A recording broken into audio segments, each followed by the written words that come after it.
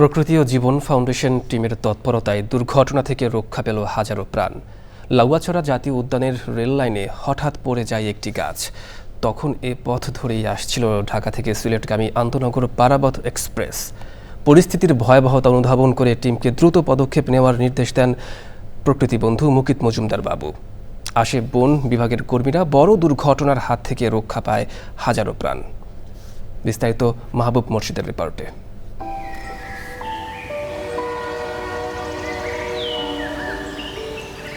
লাউয়াছড়া জাতীয় উদ্যানের বুক চিরে রেল লাইন, চারপাশে ঘন সবুজ বন। আর এ বনই অসংখ্য বন্যপ্রাণীর নিরাপদ আশ্রয়স্থল। প্রকৃতি ও জীবন ফাউন্ডেশনের টিম তখন ব্যস্ত লাউয়াছড়ার পরিবেশ প্রতিবেশ নিয়ে চিত্রগ্রহণে। হঠাৎ চোখে পড়ে রেল লাইনের উপর পড়ে থাকা একটি গাছ। মুহূর্তের মধ্যেই বিষয়টির পরিণতি বুঝতে পারেন ফাউন্ডেশনের চেয়ারম্যান প্রকৃতিবন্ধু বীর মুক্তিযোদ্ধা মুকিত মজুমদার বাবু। তার নির্দেশনায় দ্রুত বন বিভাগকে খবর দেওয়া হয়। একটু আগেই এখানে একটি দুর্ঘটনা ঘটে গেছে। আমরা যখন লাউয়াছড়া বনের বিভিন্ন দৃশ্য ধারণ করছিলাম এখানকার জীববৈচিত্র্যের, সেই সময় এই যে রেল লাইন যেটা নিয়ে এত সমস্যা, সেই রেল লাইনের উপরেই কিন্তু একটি গাছ ভেঙে পড়েছে, যার কারণে ট্রেন থেমে গেছে এবং এটা বিশাল একটি দুর্ঘটনা হওয়ার পসিবিলিটি ছিল।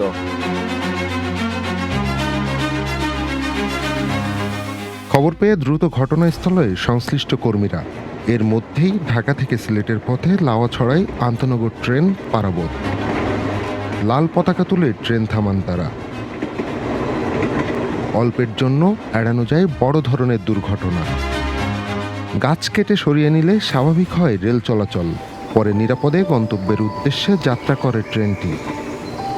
এ ঘটনায় মুকিত মজুমদার বাবু ও প্রকৃতি ও জীবন ফাউন্ডেশনের টিমের প্রতি কৃতজ্ঞতা জানান সংশ্লিষ্ট কর্মী ও ট্রেনের চালক যাত্রীরা। রেল লাইনের উপরে যে গাছটি পড়েছে, এটা যদি সঙ্গে সঙ্গে না জানাতাম তাহলে কিন্তু এখানে একটা বড় দুর্ঘটনা ঘটে যেত। হ্যাঁ, আপনাদের সবাইকে ধন্যবাদ। যাকে আপনারা একটা শুটিংয়ে আসছিলেন, এই একটা বড় ধরনের দুর্ঘটনা থেকে আমাকে খবর দিয়েছেন। না দিতে পারলে তো অনেক বড় দুর্ঘটনা হতো। প্রকৃতি জীবন ফাউন্ডেশন দলকে ধন্যবাদ জানাচ্ছি। আপনাকে অনেক ধন্যবাদ, কারণ আপনারাও কিন্তু সঙ্গে সঙ্গে ব্যবস্থা নিয়েছেন বলে এই ট্রেনটি কিন্তু দ্রুত যেতে পারলো এখান থেকে।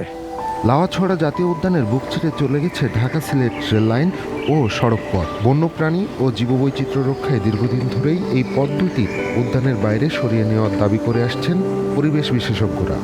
এই রেল লাইনের কারণে এখানে এই যে বনের যে প্রাণীগুলো, তারা যেমন নানাভাবে ডিস্টার্বড হচ্ছে, পাশাপাশি এই রেল লাইনে অনেক সময় প্রাণীগুলো কাটাও পড়ছে পার হতে গিয়ে।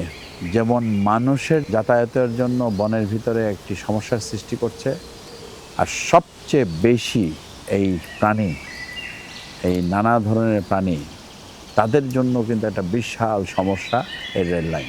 এখানে একটা বড় ধরনের দুর্ঘটনা ঘটতে পারে। এই গাছ ভেঙে পড়ে এই রেল লাইনের উপরে, এটাও কিন্তু একটি বিশাল সমস্যা।